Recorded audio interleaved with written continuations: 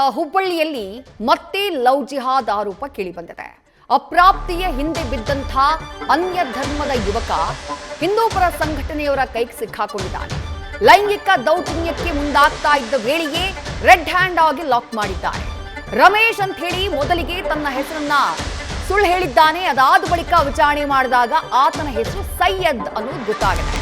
ಆತನ ಮೇಲೆ ಸಂಶಯ ಬಂದು ಮೊಬೈಲ್ನ ಪರಿಶೀಲನೆ ಮಾಡಿದಾಗ ಬೇರೆ ಯುವತಿಯರ ಜೊತೆಗೂ ವಿಡಿಯೋ ಫೋಟೋಗಳು ಆತನ ಮೊಬೈಲ್ನಲ್ಲಿ ಪತ್ತೆಯಾಗಿರೋ ಬಗ್ಗೆ ಮಾಹಿತಿ ಸಿಗ್ತಾ ಇದೆ. ತಕ್ಷಣ ಸೈಯದ್ನ ಪೊಲೀಸರಿಗೆ ಒಪ್ಪಿಸುವಂತಹ ಕೆಲಸವನ್ನ ಸ್ಥಳೀಯರು ಮಾಡಿದ್ದಾರೆ.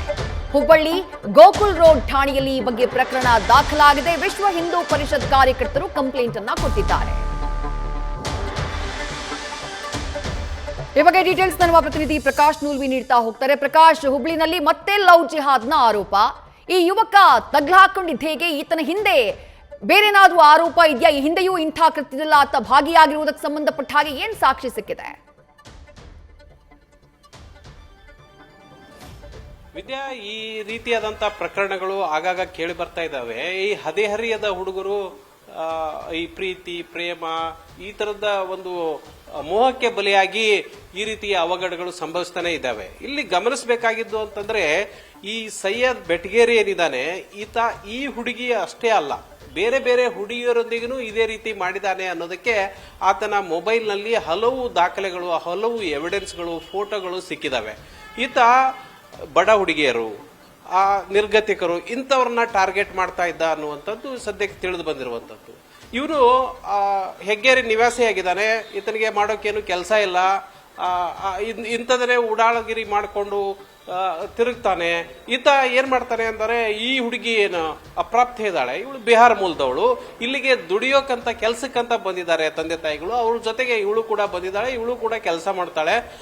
ಇವಳು 17 ವರ್ಷದ ಬಾಲಕಿ. ಇವಳನ್ನ ಆತ ಟಾರ್ಗೆಟ್ ಮಾಡಿರ್ತಾನೆ. ಕಳೆದ ಹಲವಾರು ದಿವಸಗಳಿಂದ ಇವಳ ಜೊತೆ ಸುತ್ತಾಡ್ತಾ ಇರ್ತಾನೆ.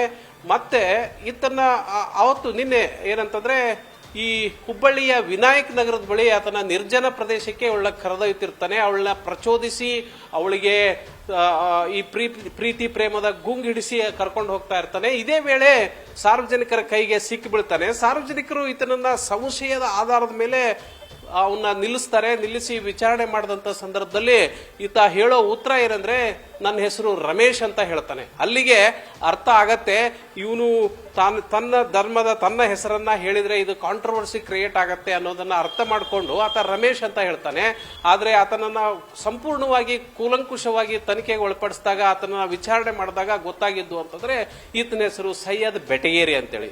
ನಂತರ ಆತನ ಮೊಬೈಲ್ ಅನ್ನ ಇಸ್ಕೊಂಡು ಸಾರ್ವಜನಿಕರು ಚೆಕ್ ಮಾಡ್ತಾರೆ. ಅವಾಗ ಗೊತ್ತಾಗಿದ್ದು ಅಂತಂದ್ರೆ, ಇವನ ಮೊಬೈಲ್ನಲ್ಲಿ ಇದೇ ಯುವತಿಯೊಂದಿಗೆ ಅನೇಕ ಅಶ್ಲೀಲ ವಿಡಿಯೋಗಳಿದಾವೆ, ಫೋಟೋಗಳಿದಾವೆ. ಇದಲ್ದೇನೆ, ಈ ಅಪ್ರಾಪ್ತಿ ಅಲ್ದೇನೆ ಇನ್ನೂ ಅನೇಕ ಹುಡುಗಿಯರ ಜೊತೆ ಈತನು ಫೋಟೋ ತೆಗೆಸ್ಕೊಂಡಿದ್ದಾನೆ ಅನ್ನುವಂಥದ್ದು ಅಲ್ಲಿಗೆ ಕನ್ಫರ್ಮ್ ಆಗತ್ತೆ, ಈತ ಇದೇ ಕೆಲಸ ಮಾಡ್ತಾ ಇದ್ದಾನೆ ಅಂತೇಳಿ. ಹಾಗಾಗಿ ತಕ್ಷಣವೇ ಹಿಂದೂಪರ ಕಾರ್ಯಕರ್ತರು ಇದೊಂದು ಲವ್ ಜಿಹಾದ್ ಅನ್ನುವಂತ ತೀರ್ಮಾನಕ್ಕೆ ಬರ್ತಾರೆ. ನೇರವಾಗಿ ಆತನನ್ನ ಹಿಡ್ಕೊಂಡು ಬಂದು ಗೋಕುಲ್ ರೋಡ್ ಪೊಲೀಸ್ ಠಾಣೆಗೆ ಒಪ್ಪಿಸ್ತಾರೆ. ಅಲ್ಲದೇನೆ ಯುವತಿಯಿಂದ ದೂರು ಕೊಡಿಸಿದ್ದಾರೆ ಹಿಂದೂ ಕಾರ್ಯಕರ್ತರು. ಇದು ಪೋಕ್ಸೋ ಕಾಯ್ದೆಯಡಿ ಪ್ರಕರಣ ದಾಖಲಾಗಿದೆ. ಪೊಲೀಸರು ಆರೋಪಿಯನ್ನ ಬಂಧಿಸಿ ತನಿಖೆಯನ್ನು ಮುಂದುವರಿಸಿದ್ದಾರೆ. ವಿದ್ಯಾ, ಥ್ಯಾಂಕ್ ಯು ಪ್ರಕಾಶ್, ತಮ್ಮೆಲ್ಲ ಡೀಟೇಲ್ಸ್ಗೆ.